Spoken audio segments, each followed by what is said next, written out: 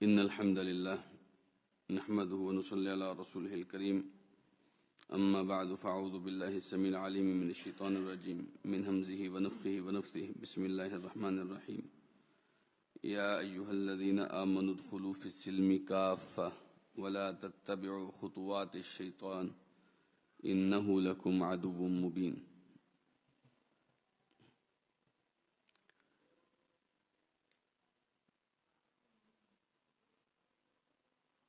میرا موضوع ہے شیطان کے ہتھ کنڈوں سے بچاؤ کیسے ممکن ہے۔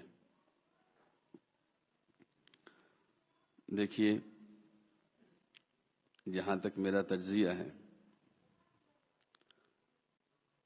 عام طور پر لوگ شیطان کے وجود کو حقیقت سمجھتے ہی نہیں ہیں۔ یہی وجہ ہے کہ شیطان سے بچاؤ کے لیے تدبیر کرتے ہی نہیں ہیں۔ اگر لوگ شیطان کے وجود کو حقیقت سمجھتے تو اس کے لیے کچھ سنجیدگی سے اقدام کرتے، لیکن لوگوں کو لگتا ہے کہ یہ ایک خیالی تصور ہے، اس کی کوئی حقیقت نہیں ہے، اس کی کوئی اثرات نہیں ہیں، اس کی کوئی کشش نہیں ہے، ایمان پر، عمل پر، روٹین پر، عادات پر، اخلاق پر اس کے کوئی مثبت یا منفی اثرات نہیں ہیں۔ لیکن یہ بات حقیقت کے بالکل خلاف ہے۔ جب تک آپ اپنے دشمن کو، اس کے وجود کو سمجھیں گے نہیں، دشمن کے خلاف آپ کبھی بھی کوئی مضبوط اقدام نہیں کر سکتے۔ تو بہت ضروری ہے کہ شیطان اور اس کی حقیقت کو سمجھا جائے، تبھی آپ اس کے خلاف متحرک ہو سکتے ہیں۔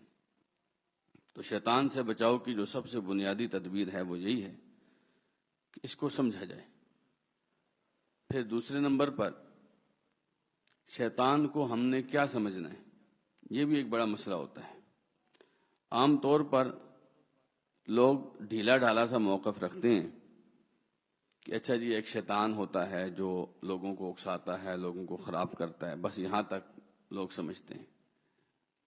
جبکہ اللہ سبحانہ و تعالی نے شیطان کا جس قدر قرآن مجید میں تذکرہ کیا ہے، اگر آپ صرف اسی بات پر غور کر لیں کہ اس بدبخت کو اتنی زیادہ قرآن مجید میں جگہ کیوں دی گئی، تو اس کی بنیادی سبب آپ کو یہی نظر آئے گا کہ اللہ تعالیٰ جو اپنے بندوں سے بے پناہ محبت کرتا ہے، وہ اپنے بندوں کو ان کے دشمن سے ضرور بضرور بچانا چاہتا ہے، ضرور بضرور بچانا چاہتا ہے، اور بندوں کو ضرور بضرور اپنے دشمن کو دشمن سمجھنا چاہیے۔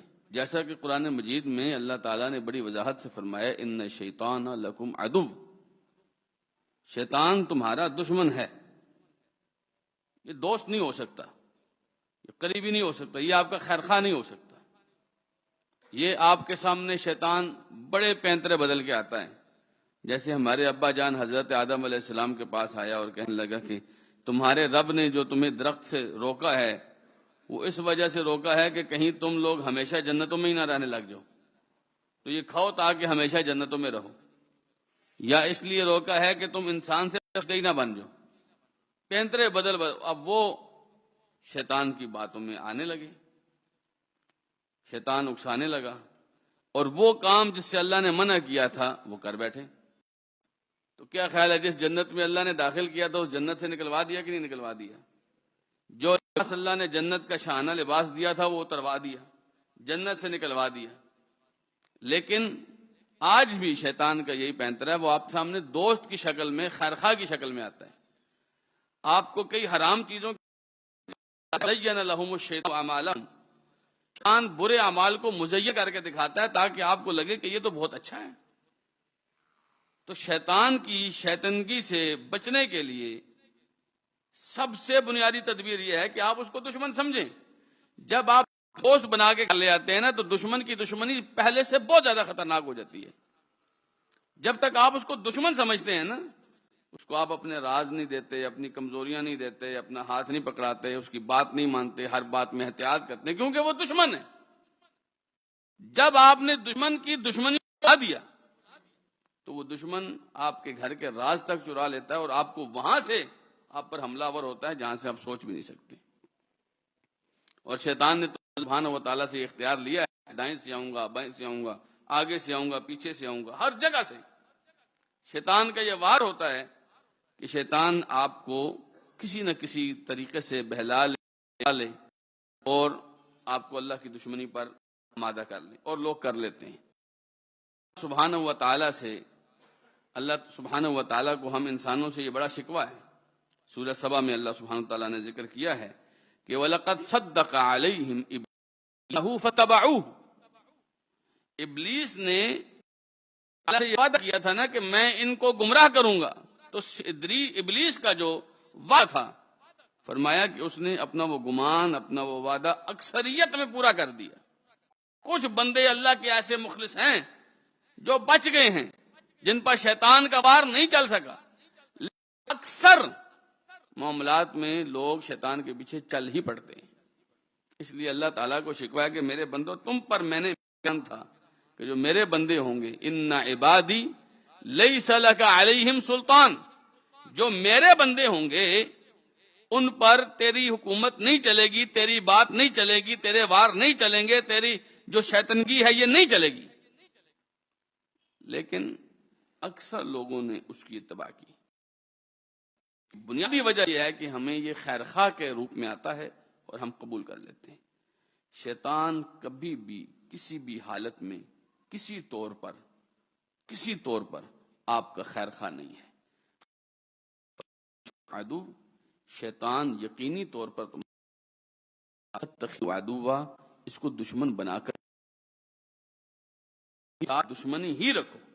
جب آپ اس کے ساتھ دشمنی کریں گے، آپ اس کی ہر معاملے میں، ہر قدم میں، ہر عمل میں شیطان کی دشمنی کو مد نظر رکھیں گے کہ کہیں میرا دشمن اپنا حصہ نہ لے لے، تب تک آپ محفوظ رہیں گے. جس دن آپ نے شیطان اس کی چالوں کو آپ نے سیریس لینا چھوڑ دیا، سنجیدہ کرنا چھوڑ دیا، شیطان وہاں سے اٹیک کرتا ہے جہاں سے آپ سوچ بھی نہیں سکتے. دیکھیے شیطان کیا کرتا ہے، آپ کے لیے شیطان سے بچنے کی تدبیر ہو سکتی ہے وہ یہ، شیطان یہاں سے حملہ کرتا ہے، وہ چیزیں سمجھنی چاہیے کہ یہاں اس راستے سے شیطان آتا ہے، اس راستے سے شیطان آتا ہے، اس راستے سے شیطان آتا ہے، سمجھنی چاہیے. مثلا دینداروں کو جتنا شیطان دیندار پر خراب کرتا ہے، اتنا دنیا داری کے نام پر شیطان. بس مجھے اگر آگے شیطان کہے کہ بدکاری کرو، زنا کرو، تو میں کیوں کروں گا اس کے کہنے پہ. لیکن دینداروں کو اس نے کئی راستے دیے ہیں جی. مثلا اللہ کے رسول صلی اللہ علیہ وسلم فرمایا کرتے ہیں اللہ المحلل والمحلل لہ، کہ وہ آدمی جو حلالہ کرتا ہے، وہ آدمی جس کے لیے حلالہ کیا جاتا ہے، اللہ کی اس پر لعنت ہے. اب شیطان اس کو دینداری کے میں لا کر، جی آپ کی بیوی ایسے حلال نہیں ہو سکتا، حلال کرنے کے لیے آپ کو حلالہ کرانا پڑے گا، حلالہ کرنے کے لیے دین کے نام پر شیطان خراب کرتا ہے، لعنت کا مستحق بنا کے چھوڑ دیتا ہے. کئی لوگوں کو یہ بھی کہتے ہوئے سنا گیا ہے کہ اچھا لعنت ہو جاتی ہے، حلال ہو جاتی ہے نا.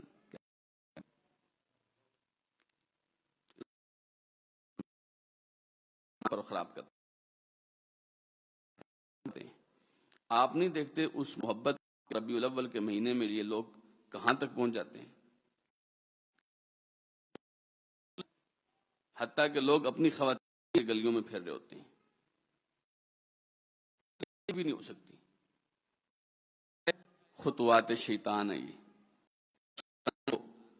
ہیلے بہانے کے ذریعے سے وہ دین کے اندر آپ کو برباد کرتا ہے. تو لگتا ہے مطلب ایسا بدبخت آدمی جو رسول اکرم صلی اللہ علیہ وسلم کو اللہ کے ساتھ شریک بناتا رہے اور قیامت کے دن اللہ کے رسول صلی اللہ علیہ وسلم کے دربار میں جائے، اللہ کے رسول اس سے راضی ہوں گے، اللہ اس سے راضی ہوگا. ایک آدمی جو بے پردہ لڑکیوں کو لے کے جلوس کرے، اس آدمی کا دین کے ساتھ کیا تعلق ہے؟ لیکن لوگ سمجھتے ہیں یہ دینداری ہے. یہ قوالی دیکھیے، قوالی کئی دفعہ ایسا بھی ہوا، ہم نے کئی گاڑی میں سفر کر رہے ہوں تو اس کو کہیں حضرت یہ گانا بند کرو، تو گانا بند کر کے مولوی صاحب کو دے کے اچھا آپ تو ٹھیک ہے نا، کیا بات کرتے ہیں آپ. تو بات کرنے کا مقصد یہ ہے، امام ابن قیم رحمہ اللہ نے فرمایا ہے شیطان سب سے پہلے آپ پر جو اٹیک کرتا ہے وہ کفر کا اٹیک کرتا ہے، وہ ڈائریکٹ کفر کرانے کی کوشش کرتے ہیں. اب لازمی بات ہے جو سمجھدار آدمی وہ کبھی بھی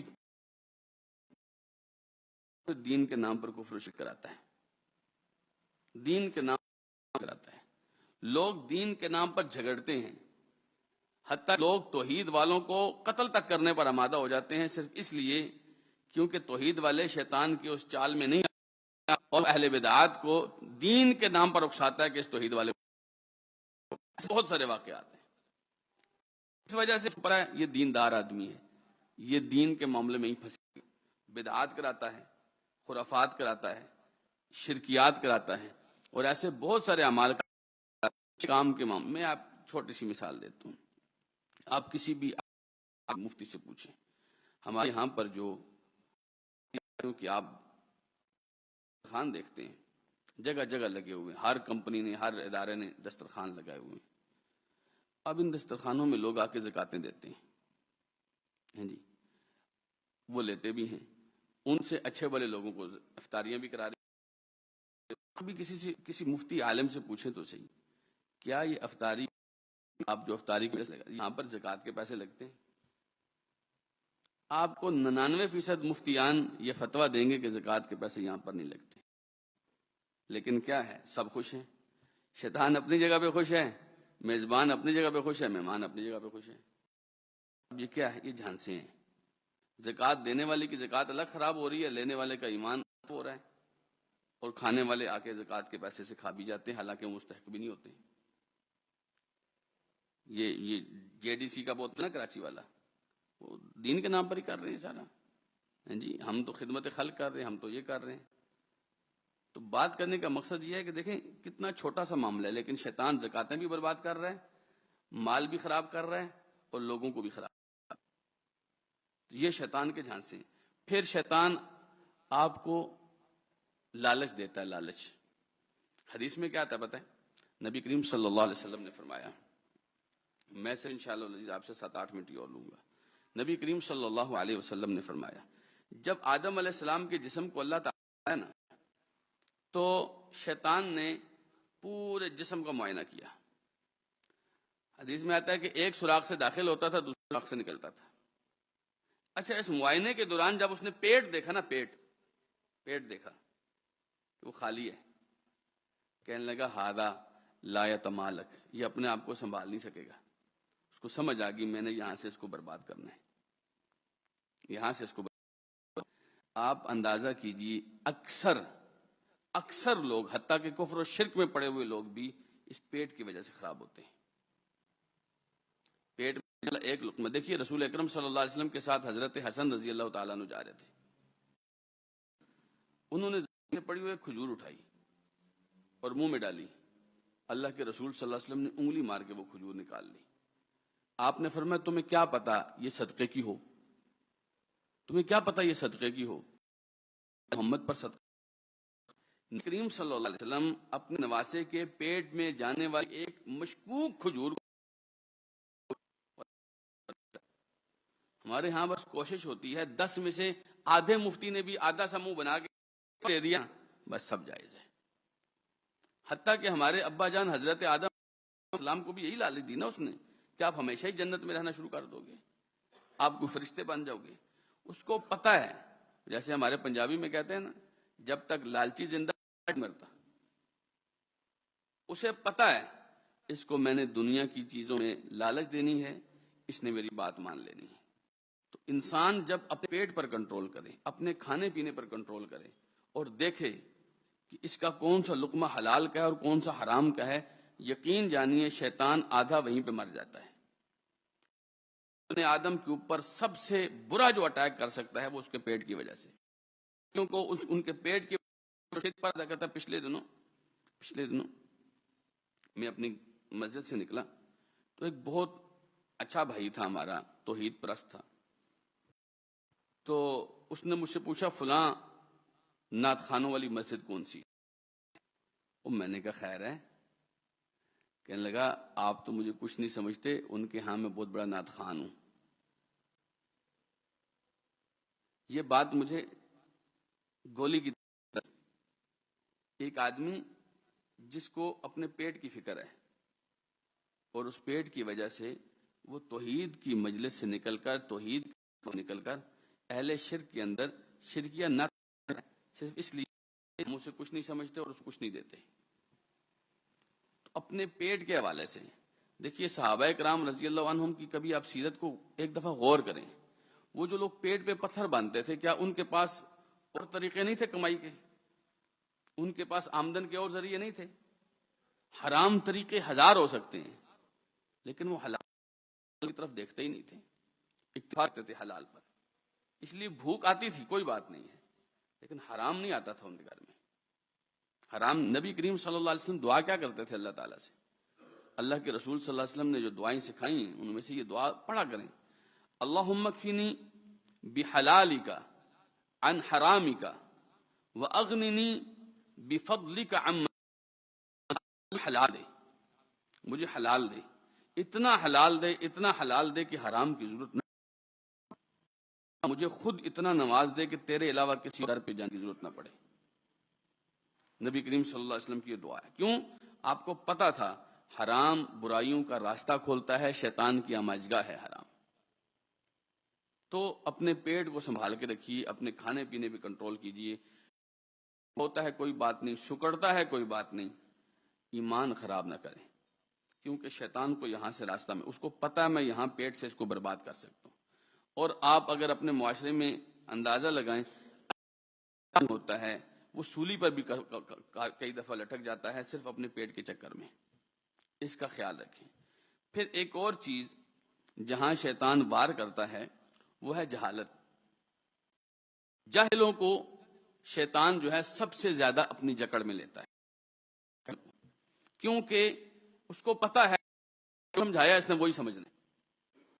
اسی لیے آپ دیکھتے ہیں نام پر بھی غلط ٹریک پر چل رہے ہوتے ہیں. اچھے بھلے لوگ جو اللہ کے رسول کے ساتھ مخلص محبت کرتے ہیں وہ بھی غلط انداز میں محبت کر رہے ہوتے ہیں، کیونکہ شیطان کو پتا ہے یہ جاہل ہیں، یہ جاہل ہیں، ان کو کچھ پتا نہیں. ایسے لوگ سمجھتے ہیں. انبیاء علیہم الصلوۃ والسلام اللہ سے پناہ مانگتے ہیں، اعوذ باللہ ان اکون من الجاہلین، میں اللہ سے پناہ مانگتا ہوں کہ میں جاہلوں میں سے ہو جاؤں. سبحان اللہ. جاہلوں میں سے ہونا یہ بہت بڑا ایک نقصان ہے. اس کے مقابلے میں علم ہے. علماء کو شیطان سب سے کم پریشان کر سکتا ہے، سب سے کم پریشان. کئی دفعہ ایسے ہوتا ہے علماء کو ان کے علم کی وجہ سے برباد کرتا ہے، وہ ایک الگ ٹاپک ہے. لیکن علماء کے اوپر شیطان کے اثرات سب سے کم ہوتے ہیں، کیونکہ شیطان کو سب سے زیادہ سمجھنے والے یہ ہوتے ہیں، شیطان کی چالوں کو سمجھنے والے یہ ہوتے ہیں، شیطان کے بارے میں واقف یہ ہوتے ہیں. یہ لوگ سب سے زیادہ شیطان سے دور رہتے ہیں. ایک حدیث بہت سخت ضعیف حدیث ہے، اس کے الفاظ یہ ہیں کہ العالم الواحد اشد علی الشیطان من الف عابد، کہ ایک عالم شیطان پر 1000 عبادت گزاروں سے زیادہ سخت ہے. لیکن اس کے مقابلے میں دوسری حدیث رسول اللہ صلی اللہ علیہ وسلم نے فرمایا العالم علی العابد کفضل القمر لیلۃ البدر علی سائر الکواکب، کہ ایک عالم کو ایک عبادت گزار پر جس طرح 14ویں رات کو چاند کی فضیلت ہوتی ہے سارے ستاروں کے اوپر. 14ویں رات کو چاند کے ارد گرد کے ستارے تو نظر ہی نہیں آتے، ایسے ہی کئی عبادت تو حیثیت ہی نہیں ہوتی عالم کے مقابلے میں. یہ میں عبادت گزاروں کی بات کر رہا ہوں، عوام کی بات نہیں کر رہا.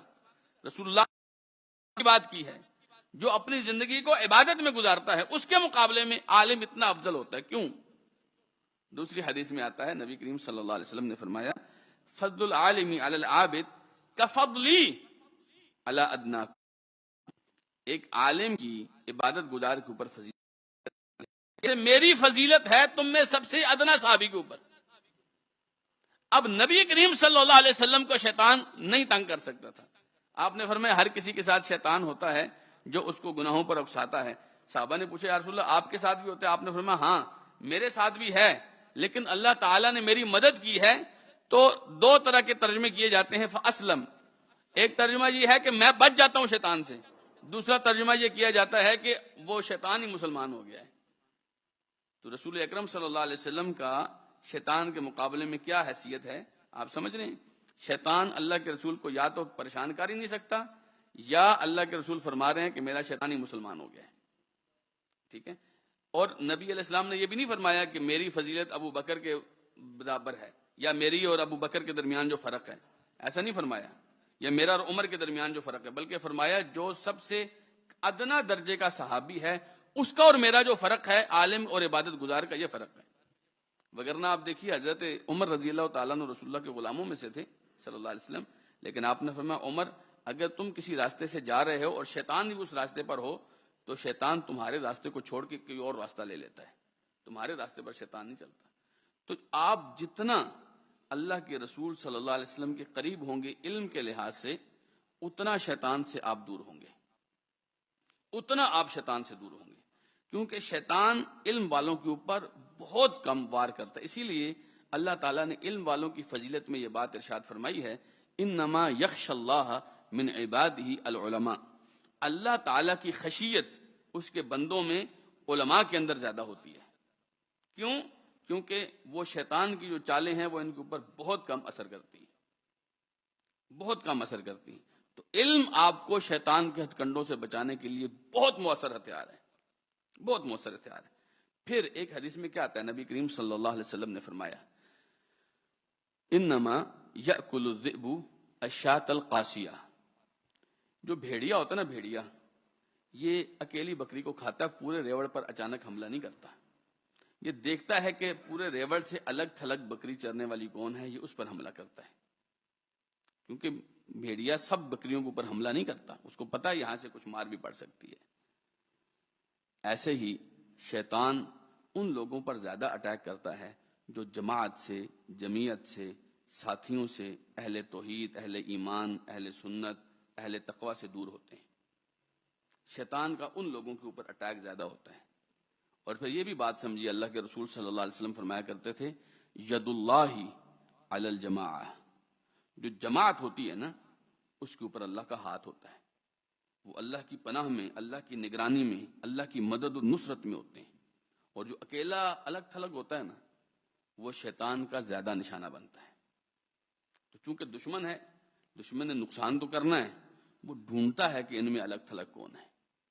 اس لیے ہمیشہ کوشش کیجیے، جیسے اللہ تعالیٰ نے اپنے پیارے نبی کریم صلی اللہ علیہ وسلم کو فرمایا وَاصْبِرْ نَفْسَكَ عَلَى الَّذِينَ يَدْعُونَ رَبَّهُمْ بِالْغَدَاةِ وَالْعَشِيِّ يُرِيدُونَ وَجْهَهُ وَلَا تَعْدُ عَيْنَاكَ عَنْهُمْ. کہ میرے محبوب آپ اپنے آپ کو ان لوگوں کے ساتھ جوڑ کر رکھیں، ان لوگوں کے ساتھ اپنی رفاقت کو کے اندر صبر کریں جو دن رات اپنے اللہ کو پکارتے ہیں، جو ہمیشہ اللہ کی رضا چاہتے ہیں. آپ کی نظر ان لوگوں سے ہٹنی ہی نہیں چاہیے. یعنی محمد رسول اللہ صلی اللہ علیہ وسلم کو اللہ تعالیٰ حکم فرما رہے ہیں کہ ان لوگوں کے ساتھ آپ نے جڑ کے رہنا ہے جو تقوی والے لوگ ہیں، جو خیر والے لوگ ہیں، جو دین والے لوگ ہیں، ایمان والے لوگ ہیں، توحید والے لوگ ہیں، سنت والے لوگ ہیں. ان کے ساتھ آپ نے جڑ کے رہنا ہے. ان سے جتنے آپ دور ہوں گے شیطان کے لیے اتنا تار لقمہ بنتے جائیں گے. تو یہ ایک بہت اہم بات ہے کہ آپ کی مجالس، آپ کی رفاقت اہل توحید کے ساتھ ہو، اور دوسرا ان کے ساتھ جڑ کے رہیے. پھر ایک اور بہت اہم بات جس کو ہمیں سمجھنا چاہیے کہ اللہ سبحانہ و تعالیٰ کی بندگی میں زیادہ سے زیادہ وقت لگائیے. اللہ تعالیٰ کی بندگی میں اپنی زندگی میں روٹین اور عادت اور اخلاق ایسے بنائیے کہ آپ کا کہیں پر جانا یا کہیں پر نہ جانا، کہیں سے کچھ کھانا یا کہیں سے کچھ نہ کھانا، کہیں پر کچھ کرنا یا نہ کرنا، وہ اللہ کی بندگی پر مبنی ہونا چاہیے. بندے جو ہیں، اللہ کے جو بندے ہیں، ان پر شیطان کا وار نہیں چلتا. جب شیطان نے کہا تھا نا میں ان سب کو گمراہ کروں گا، اللہ نے فرمایا ان عبادی لیس لک علیہم سلطان. جو میرے بندے ہوں گے نا ان پر تیری نہیں چلے گی. اور یقین جانیے شیطان بھی یہ کہتا ہے الا عبادک منہم المخلصین. اللہ تیرے وہ بندے جو مخلص بندے ہیں ان پر میرا وار نہیں چل سکا، ورنہ میں نے اکثر کو گمراہ کر ہی دیا ہے. تو جو اللہ کے بندے ہیں نا، اللہ کے بندے جو اللہ کی بندگی میں وقت لگاتے ہیں ان پر شیطان کم اٹیک کرتا ہے، کیونکہ وہ اللہ کے ہیں. اللہ تعالیٰ اپنے بندوں کی خود حفاظت کرتا ہے، اللہ تعالیٰ اپنے بندوں کی نصرت کرتا ہے، اللہ سبحانہ و تعالیٰ اپنے بندوں کا ساتھ دیتا ہے. اللہ تعالیٰ اپنے بندوں کو غلط راستے پر نہیں چلنے دیتا. آپ اندازہ کیجئے قرآن مجید میں اللہ تعالیٰ نے فرمایا وَلَنُذِيقَنَّهُمْ مِنَ الْعَذَابِ الْأَدْنَى دُونَ الْعَذَابِ الْأَكْبَرِ لَعَلَّهُمْ يَرْجِعُونَ. ہم انہیں تھوڑا تھوڑا عذاب، تھوڑی تھوڑی کوئی تکلیفیں، سزائیں دیتے ہیں بڑے عذاب کی بجائے، تاکہ یہ واپس آ جائیں. شیطان تھوڑا سا بھی بہکاتا ہے نا، اللہ کوئی نہ کوئی ایسی تکلیف، ایسی مصیبت، ایسا دکھ دیتا ہے بندے کو، پھر اپنا اللہ یاد آتا ہے، بندہ واپس آ جاتا ہے۔ اللہ تعالیٰ چاہتا ہے کہ میرے بندے میرے ہی رہیں، مجھ سے دور نہ جائیں۔ آپ اللہ سے جتنے دور ہوں گے حفاظتی پناہ سے اتنے زیادہ دور ہوں گے، اور شیطان اور دشمن کے اتنے قریب ہوں گے۔ اور شیطان ایسے لوگوں کو چاہتا ہے کہ یہ اللہ کی بندگی کے دائرے سے نکلیں۔ اور آپ کو اللہ تعالیٰ نے قرآن مجید میں جو میں نے سب سے پہلے آیت پڑھی، ادخلوا فی السلم کافہ ولا تتبعوا خطوات الشیطان، اسلام میں پورے کے پورے داخل ہوں، اپنے آپ کو پورا اللہ کا بندہ تصور بھی کریں اور اس بات کو ثابت بھی کریں کہ آپ اللہ کے بندے ہیں، پھر آپ شیطان کے نقش قدم پر نہیں چلیں گے، کیونکہ اللہ کا راستہ اور شیطان کا راستہ ایک دوسرے کے مخالف ہیں۔ آپ اللہ کے راستے پر جتنا چلیں گے شیطان کے راستے کو اتنا روند کے چلیں گے، شیطان کو اتنی زیادہ تکلیف ہوگی۔ آپ جب تشہد میں انگلی ہلاتے ہیں کہ نہیں ہلاتے ہیں؟ نبی کریم صلی اللہ علیہ وسلم نے کیا فرمایا؟ شیطان کی گردن پر تیز تلوار سے زیادہ زور کی لگتی ہے، تو آپ ایسا کریں۔ پھر ایک آخری بات جو آپ شیطان سے آپ کو بچا سکتی، ہمیشہ اپنے اللہ کی پناہ ڈھونڈتے رہیں، ہمیشہ شیطان کے مقابلے میں اللہ کی پناہ ڈھونڈتے رہیں۔ فاستعذ باللہ من الشیطان الرجیم، ہمیشہ کوئی بھی عمل کرتے ہوئے، کسی بھی گناہ کی طرف راستہ جاتا ہے، اس راستے کو دیکھتے ہوئے اللہ سبحانہ و تعالیٰ کی پناہ میں آئے۔ اللہ تعالیٰ کی پناہ ایسی ہے، اتنی مضبوط پناہ ہے۔ ایک حدیث میں آتا ہے، ایک خاتون نے کہا اعوذ باللہ منک، تو اللہ کے رسول نے فرمایا کہ لقد عذت بمعاذ، تم نے اس ذات کی پناہ لے لی ہے جس کی ذات کی پناہ ہی حاصل ہونی چاہیے بندے کو۔ تو اللہ کی جو پناہ ہے اس کے دائرے کے اندر آنے والا بندہ شیطان سے 100% محفوظ رہتا ہے۔ لیکن یہ آپ تب کر سکتے ہیں جب میرا پہلا والا نقطہ سمجھیں گے کہ شیطان کو سنجیدگی سے اپنا دشمن رکھیں، شیطان کو سنجیدگی سے اپنا دشمن سمجھیں، اپنے معاملات میں دیکھیں شیطان نے کہاں کہاں روڑے اٹکائے ہوئے ہیں۔ یا تو وہ آپ کو عبادات سے روکتا ہے یا گناہوں پر لگاتا ہے، پہلا سٹیپ اس کا یہی ہوتا ہے، آپ کو گناہ پر لگائے۔ اگر آپ گناہ پر نہیں لگتے نا، کئی لوگ ہوتے ہیں ایمان کے مضبوط اور دل کے مضبوط ہوتے ہیں، ان کو پتہ ہے یہ گناہ ہے تو وہ نہیں کرتے، تو شیطان ان کو پھر عبادات میں کمی پر لگاتا ہے، کیونکہ گناہوں سے دور رہنے کا سب سے بنیادی فارمولہ ہے نیکیوں میں زیادہ سے زیادہ بڑھ چڑھ کر حصہ لیں۔ آپ نیکیوں میں جتنے کم ہوں گے گناہوں میں اتنے زیادہ ہوں گے۔ تو اللہ کی پناہ میں رہنے سے آپ کو کیا ہوگا؟ 100% آپ شیطان خبیث اور مردود سے محفوظ رہیں گے، کیونکہ اللہ سے بڑی مضبوط پناہ اور کوئی بھی نہیں ہے۔ اللہ سبحانہ و تعالیٰ مجھے اور آپ کو توفیق دے اس بدبخت مردود کے فتنوں سے، اس کی چالوں سے، اس کے مزین کیے ہوئے برے اعمال سے، اور اس کے کسی طرح کے ہیلے بہانے سے اللہ تعالیٰ ہمیں محفوظ رکھے، ہماری نسلوں کو اللہ تعالیٰ محفوظ رکھے، ہمارے بچے جو عام طور پر نہیں سمجھتے ہیں ان کو اللہ تعالیٰ محفوظ رکھے، اور اللہ سبحانہ تعالیٰ ہمارے دین اور ایمان کو اتنا مضبوط کرے کہ ہم مرتے دم تک توحید اور سنت کے اوپر اللہ اس کے رسول صلی اللہ علیہ وسلم کی جو فرما برداری کے اندر ہمیں موت آئے۔ اللہ تعالیٰ مجھے اور آپ کو توفیق دے۔ جزاکم اللہ خیرا، وآخر دعوانا ان الحمد للہ رب العالمین۔